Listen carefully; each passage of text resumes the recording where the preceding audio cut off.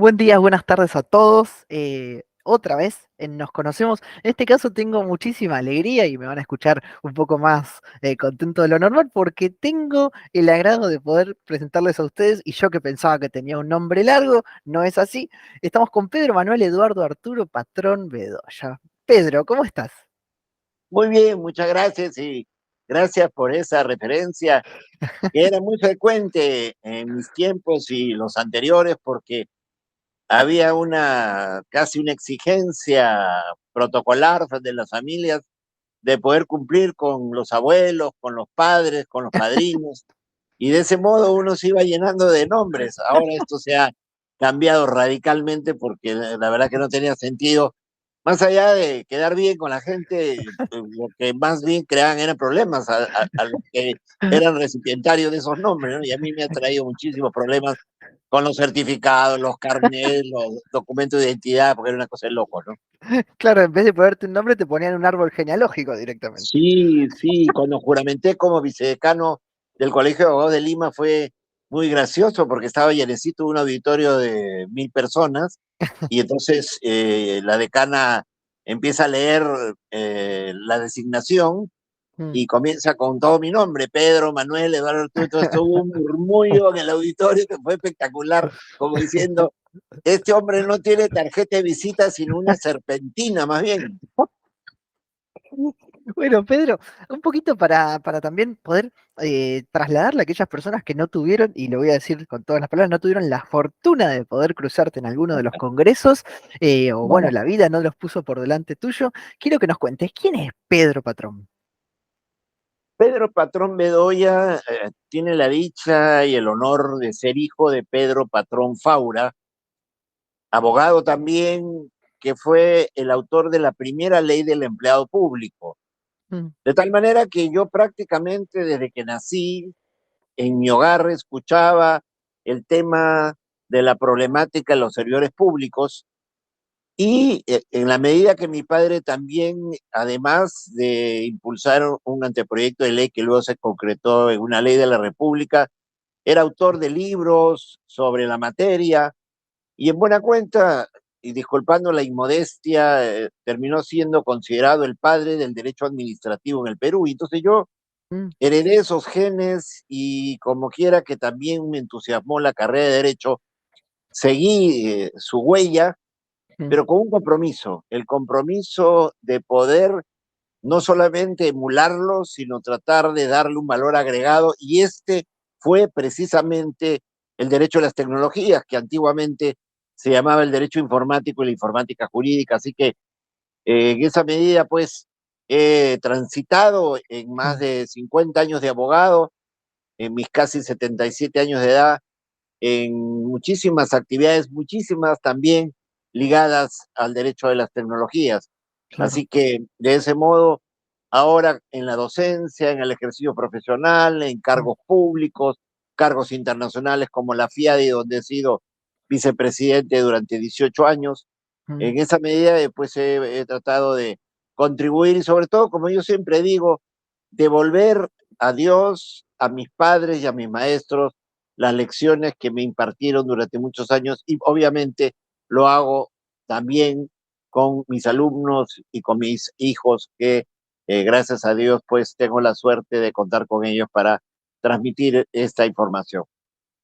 Qué lindo. Y mira, justo que lo rescatás y lo decís, contanos un poco más también, ¿qué es lo que haces? ¿Cuáles son tus actividades habituales? Bueno, sabemos muy bien, como hacías la referencia, que en el ámbito político también fuiste viceministro de Justicia Sí. en el Perú. Entonces, bueno, contanos un poco, ¿cuáles son tus actividades habituales? Cómo es el ejercicio tuyo? Bueno, yo he logrado hacer una diversificación bastante intensa, siguiendo la huella de mi padre, Mm, porque he sido funcionario público muchísimos años, como tú muy bien lo señalas, mm, en 3 ocasiones viceministro. He ejercido y sigo ejerciendo la docencia universitaria mm, desde hace 46 años mm, y autor de libros, consultorías, investigación, en fin, conferencias. que me permiten definitivamente sentirme pues que he estado contribuyendo en todas las áreas y ámbitos en el mundo jurídico, pero también ligado con las tecnologías, por precisamente el derecho a las tecnologías, y a raíz de la pandemia, pues esto se puso en valor, lamentablemente en una circunstancia penosa para el mundo, pero que me permitió sentir que esos esfuerzos que realizábamos en FIADI desde el año 84, pues tenían una posibilidad de ser concretados con Mm, ejercicio concreto, con ejercicio específico de una serie de actividades. claro. Y mira, justo que lo haces y lo recalcas, me encantaría poder rescatar eso de vos, y bueno, bien sabemos, y para aquellos que nos están escuchando que no te conocen, vos estás en FIEDI desde el principio, como bien lo nombrabas. ¿Y cómo fue? Porque muchas veces en otras entrevistas me toca preguntarle, bueno, ¿y cómo llegaste a FIADI? Y muchas veces son las primeras veces, o es muy pronto el tiempo que pasaron en FIADI, pero en el caso tuyo, si te tengo que decir cómo llegaste a FIADI, casi que tendría que decir cómo iniciaron FIADI, ¿no? No exactamente, porque yo no tuve el privilegio de compartir las primeras experiencias para el año 84 en República Dominicana, ni Mm, el año 88 en Guatemala, mm, sino que yo colaboraba con mi padre en la elaboración de sus libros, sí. y había una publicación sobre legislación y tenía un índice alfabético y cronológico que para la edición del año 88 Mm, nosotros la hicimos con el aporte de mi hermano, que era ingeniero de sistemas, como una base de datos legal que en realidad más era lo que nos sonaba atractivo por lo que mi hermano nos decía que lo que verdaderamente entendíamos mi padre y yo. mm, A raíz de eso me incorporan en el capítulo de informática jurídica en la Asociación Peruana de Computación Informática, que no tenía ni por asomo la idea de tener ningún rubro en el campo legal. mm, Y de manera casual, en la Universidad de Lima, en los 90, llega una información del tercer Congreso Iberoamericano de Informática y Derecho, que así se llamaba originalmente, porque el origen de los congresos fue la influencia de los informáticos en los abogados, mm, básicamente por razones mercantilistas, de venta de equipos, de programas, etcétera. mm, Y participé casi por curiosidad en Mérida, en ese tercer congreso célebre, porque fue organizado por nuestro egregio maestro Valentín Carrascosa López, claro. que él presidió el comité organizador, y ahí me trasladé casi como un extraño en el paraíso, Mm, y me presenté al congreso, no conocía a nadie, me conecté con la gente, y en el congreso siguiente, que era el año 94, por primera vez se iba a realizar en Bariloche, en Argentina, es decir, primera mm, vez en Sudamérica, y yo ya fui con la intención de hacer algo en el Perú. Ya había hablado con la gente de la Universidad de Lima, donde yo fui docente 32 años, mm, y entonces a mi retorno del Congreso de Bariloche, que donde ya había hecho los contactos con los primeros expositores estrella de aquel entonces, entre ellos Valentín Carrascosa, Marcelo Bauzá, Yarina Moroso, etcétera, sí. logré que aquí se organice en Perú el primer Congreso Internacional, y le pusimos de Derecho e Informática, porque lo organizaba la Facultad de Derecho, y me pusieron como condición que Mm, antepusiéramos la palabra derecho a la palabra informática. mm, Ahí trajimos a los 10 más reconocidos tratadistas, e investigadores y expositores de la materia, entre sí. ellos las personas que te he citado, Mm, y prácticamente ahí fue mi ingreso decidido, porque ya había ido a Mérida, había ido a Bariloche, y mm, no me perdí un solo congreso, y tuve ujú, además, para concluir esta inquietud que tú has planteado, el privilegio del año 88 de ser elegido vice, vicepresidente de la federación mm, bajo la conducción de Valentín, que también mm, fue elegido presidente en aquel entonces. Entonces, para resumirte mi apreciación, se inicia por la investigación y preparación de base de datos legales en Perú, mi curiosidad por aportar en esta nueva disciplina, inicialmente en una asociación privada, y luego la participación en el año 92 en Mérida, que me entusiasmó sobremanera, y organizamos ese congreso, y de ahí entré de lleno y he trabajado como vicepresidente hasta el año 2015, en que ya renovamos la directiva y entraron las nuevas generaciones, y donde ahora tenemos el enorme privilegio y para mí la satisfacción de que tu señora madre pues sea nuestra presidenta, ¿no? Claro que sí. ¿Y cómo fue ese recorrido? ¿Cómo es el transcurso? Porque bien lo decís vos y muchas veces en otras entrevistas también lo recalcan mucho, esto de, bueno, fui por primera vez, fui solo, no conocía a nadie y después, bueno, las puertas se fueron abriendo, las personas. ¿Cómo es esa parte humana dentro de la federación también? Que uno puede decir, bueno, pero ¿y qué tiene que ver lo humano? Y muchas veces está bueno recalcar esta parte también, ¿no? Bueno, esta pregunta, y como todas las que vienes haciendo, pone de manifiesto, y esto es una cosa muy personal, Ujú. la empatía que desde que nos conocimos, Alexis, tuvimos tú y yo, a pesar de la diferencia de edad, Claro que sí. porque justamente una de las motivaciones de mi viaje a Mérida del año 92, que fue, por supuesto, la inquietud académica de esta nueva disciplina del derecho informático y la informática jurídica, y es que yo soy hijo de española. Mm, Mi ujú, madre ya había fallecido hacía muchos años atrás, y yo tenía la curiosidad de conocer España, y precisamente Mérida pues es una región española, mm, y además eran los 500 años del descubrimiento de América en 1992. claro. Entonces acababan de ser las Olimpiadas en Barcelona, entonces había una serie de razones colaterales que a mí me motivaron, pero creo que en lo personal, lo humano, que es a lo que tú quieres orientarte, fue Mm, fundamentalmente la decisión invariable de conocer la tierra de mi madre, que por supuesto ujú. forma parte de mi existencia intrínseca, ¿no? O sea, en mis venas corre pues un 50% de sangre española, ¿no? Ujú. Claro que sí. Y aparte de eso, un orgullo poder haber ido a un congreso en donde Valentín, como anfitrión, ¿no? De su propia Sí, sede en claro. Mérida, sabemos muy bien que Valentín es de Mérida, España. Qué lindo y qué orgullo poder asistir a un congreso con él. Y te pregunto, Pedro, tal vez esto va a ser difícil porque con todo lo que vos ya hiciste, seguramente lo que tengas por delante para hacer y conociéndote también sea un montón. Entonces quiero saber un poco eso. ¿Cuáles son tus proyectos a futuro, Pedro? Por ejemplo, para cuando, no sé, cuando seas grande, por ejemplo. Bueno, pero no nos extrañemos, porque hay un detalle que probablemente no conozcas. Mm, Mi padre murió a los 101 años. mira, O sea, a mí me faltan 24 años para tener esa edad. claro. No pretendo llegar a esa edad, probablemente porque la trayectoria de mi generación ha sido mucho más ardua y mucho más complicada, Mm, pero definitivamente en esa medida tengo un reto. He mm, superado ya las vallas iniciales. Mi madre murió a los 64.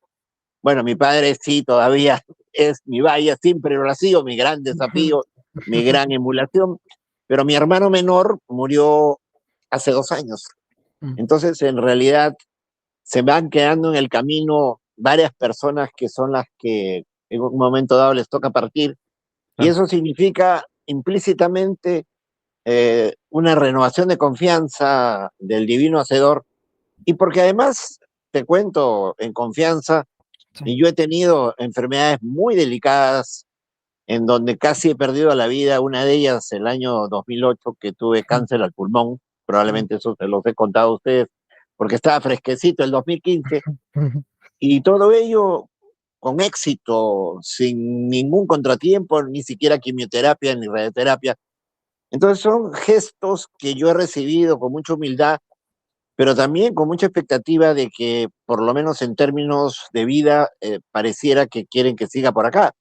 Y en esa medida, te confieso, y en la línea ya propiamente de tu pregunta, es la docencia donde yo ya estoy básicamente orientado. No obstante que acabo de terminar una consultoría sí. para una superintendencia que tiene que ver con el sistema universitario en el Perú, sobre Mm, un reglamento que me pidieron que les preparara, sí. pero básicamente mi tarea en este momento es la de la docencia universitaria, y porque además mi carrera pública, que he tenido muchos años, Y yo la coroné en una circunstancia muy especial, si me dispensas unos segundos. Claro que sí.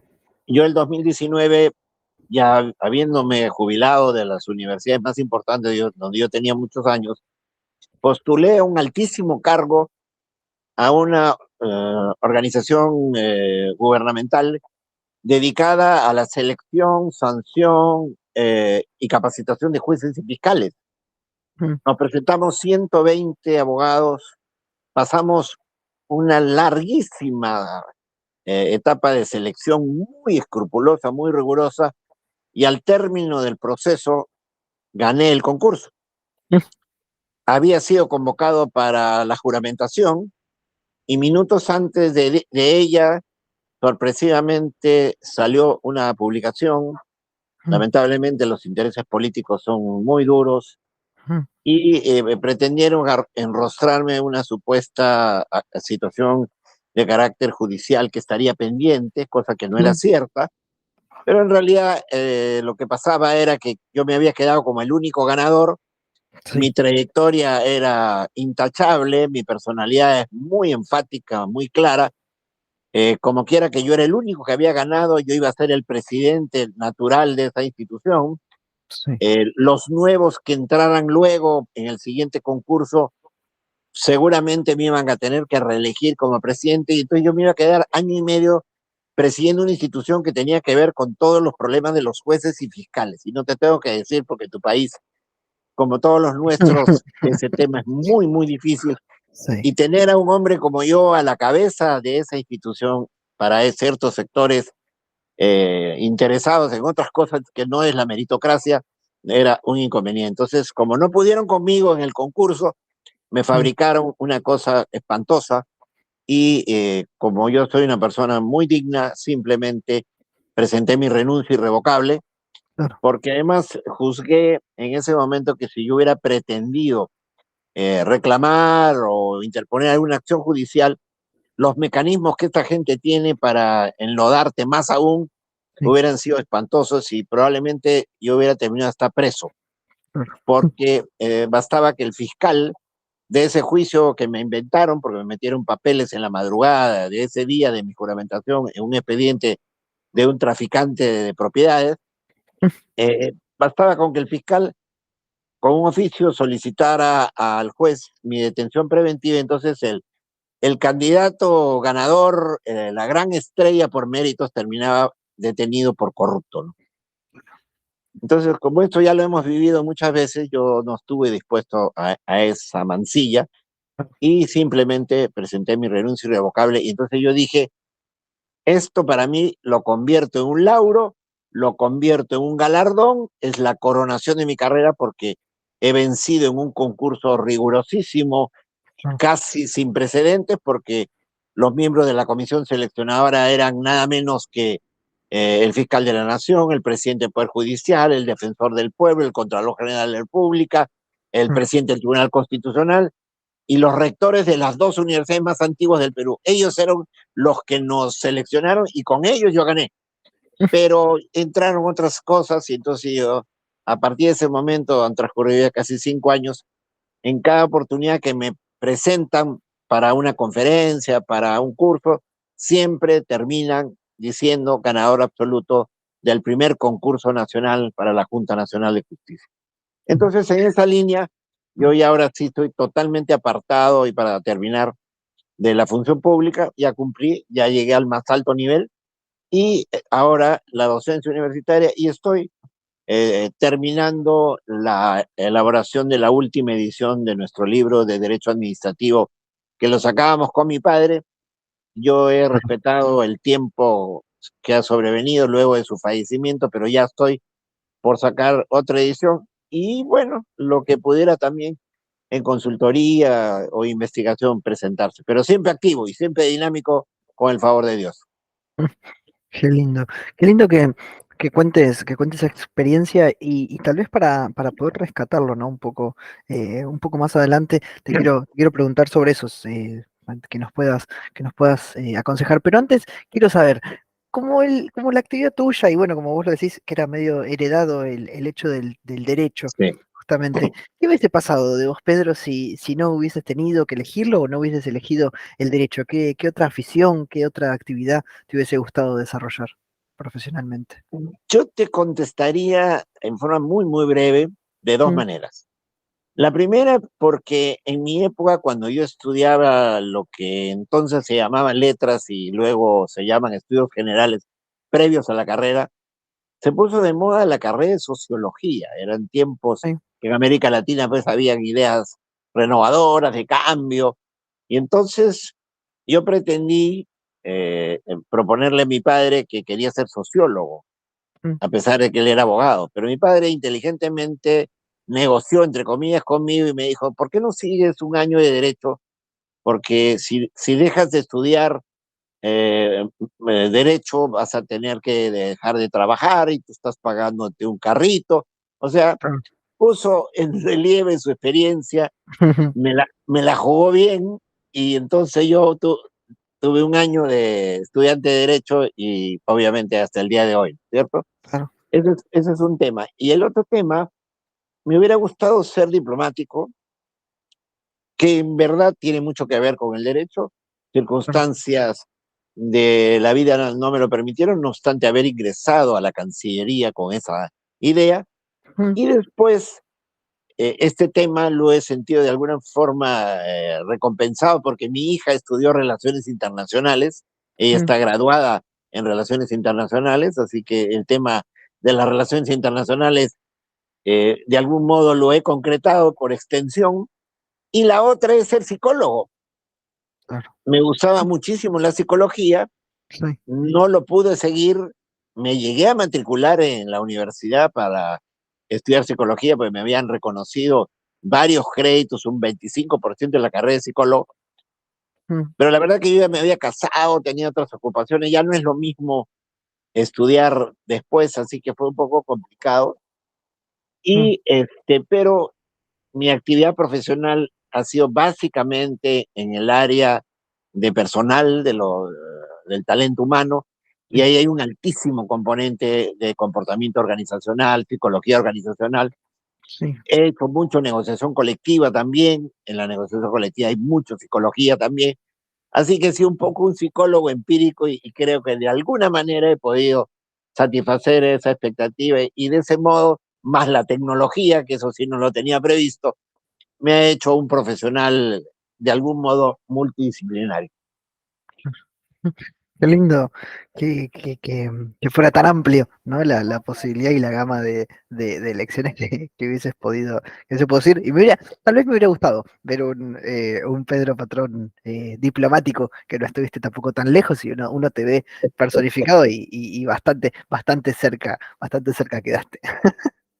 Es verdad, y no, y con la hija, habiendo estudiado relaciones internacionales, definitivamente. Claro que sí, quedó por lo menos en familia. eh, Sí, sí. la actividad. Y te pregunto, Pedro, y tal vez para ir cerrando un poco, y de esto que decías antes de la política, y muchas veces, bueno, lo que sufriste en algunos ámbitos y demás, ¿qué podríamos rescatar, pues, ya sea en el ámbito que vos quieras? ¿Qué le dirías a aquellas personas? Porque, bueno, como miembro del proyecto de Primeros en FIA y de acercar a los jóvenes a la investigación, el derecho y la informática, un poco, ¿qué les podrías decir? ¿Qué podrías rescatar de todo este ámbito tan vasto y tan completo, como decís vos, tanto desde la política, desde la investigación, desde la academia? ¿Qué les podrías decir? ¿Qué te podríamos robar? ¿Qué información nos podrías brindar para decir, bueno, mira, podrían avanzar desde acá para adelante para ahorrarnos, ¿no? algún tramo recorrido de todo este proceso tuyo? Yo quiero decir con absoluta claridad que en nuestros países de América Latina ha habido una sostenida quiebra de valores y de instituciones. Y, por cierto, también una pérdida, sobre todo en el liderazgo, de una idoneidad en el ámbito profesional y en el ámbito ético. Mm, Y yo creo que lo que hay que hacer, y es fruto de una experiencia con la que yo tuve, mm, hay que tratar de buscar que los profesionales de calidad, que son la sí, mayoría, como también los ciudadanos de los ciudadanos de los países, un minutito, miren. Los ciudadanos de los países Sí, quieran desarrollar alguna actividad, lo hagan teniendo en cuenta, en primer lugar, que se trata de su propio país, sí, que tenemos que rescatar que esa mayoría de personas sacrificadas, esforzadas, idóneas, es la que tiene que prevalecer, sí, y también impulsar en la docencia universitaria precisamente el conocimiento y los valores. mm, Creo que eso es fundamental. mm, Y para terminar, que las personas que ya han alcanzado cierto nivel se animen a participar en la vida institucional de nuestro país. Porque precisamente cuando ello sucede, logramos desterrar o por lo menos dejar de lado a aquellos improvisados, a aquella gente carente de valores, que son los que se aupan a los cargos públicos y que se presentan como figuras en las lides políticas y que finalmente terminan siendo las autoridades. claro, Hay que involucrarse, hay mm, que formar parte de la vida institucional del país y de esa manera no permitir que esa minoría, que es la que de manera circunstancial se hace mm, cargo de estas responsabilidades, sigan ejerciendo el liderazgo. Ustedes tienen un ejemplo interesante, todavía es una expectativa el caso del presidente actual, pero ha sido eso, claro, alguien que decidió animarse a hacerlo sí, y lo hizo. Y otro ejemplo interesante es lo que ha pasado en Chile con Sebastián Piñera, mm, lamentablemente fallecido en un accidente muy penoso, en circunstancias que yo he tenido ocasión de revisar con detenimiento, pudo haber sido un simple percance, pero que terminó con él solo perdiendo la vida y perdiéndose un valor mm, verdaderamente importante en la vida política de América Latina, ¿no? claro. Mm.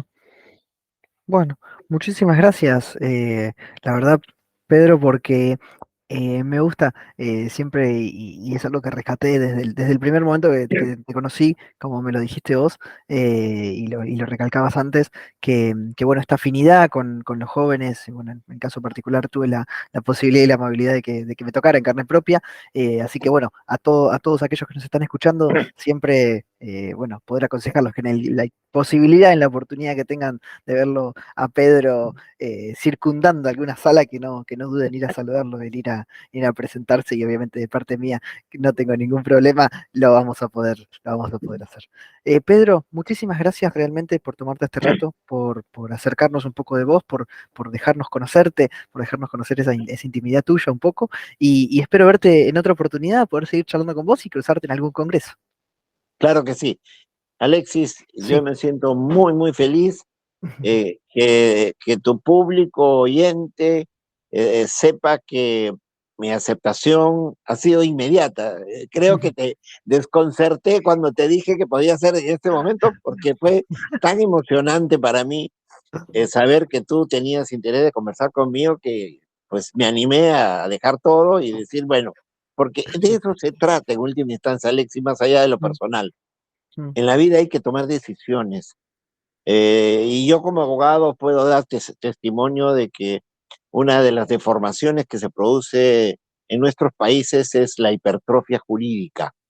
Se cree que los problemas se van a solucionar sacando normas y Claro. el problema se soluciona encarando el problema, gestionando con idoneidad, con firmeza, con calidad, aunque a algunos no les guste, pero eso es lo que se necesita. Y los países históricamente han surgido precisamente cuando hay esos liderazgos. Gracias, muchísimas gracias realmente, Pedro, que recalques eso, y estoy súper agradecido de vuelta de que hayas tenido la amabilidad. Y sí, como bien lo decís vos, te lo propuse y a los media hora estábamos pudiendo hablar y haciendo la entrevista, así que de vuelta esa amabilidad siempre que te caracterizó. Para todos ustedes, muchísimas gracias por escucharnos, nos vemos otro viernes en Nos Conocemos. Hasta luego.